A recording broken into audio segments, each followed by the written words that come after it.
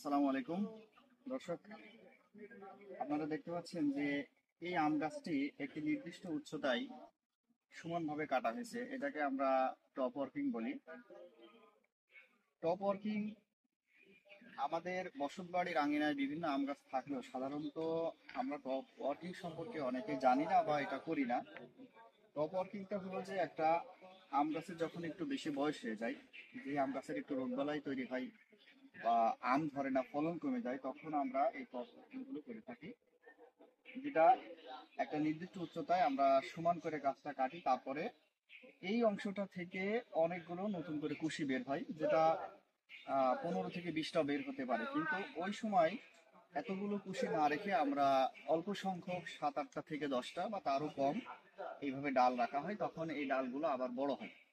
বড় হওয়ার পরে তখন এই যে নতুন ডালগুলো বের হয়, এতে করে রোগবালাই কম থাকে এবং পরবর্তীতে নতুন ডাল হওয়ার কারণে এখানে ফলটা বেশি ধরে, রোগবালাই কম হয়। এবং এর আরো একটা গুরুত্বপূর্ণ বিষয় হলো যে যখন নতুন করে ডাল বের হয়, তখন এই ডালে একাধিক জাত নির্বাচন করা যায়। একাধিক জাতকে কলম করে আপনি যদি চান যে এক একটা ডালে এক এক ধরনের আম হবে, তাহলে সেটাও করা সম্ভব।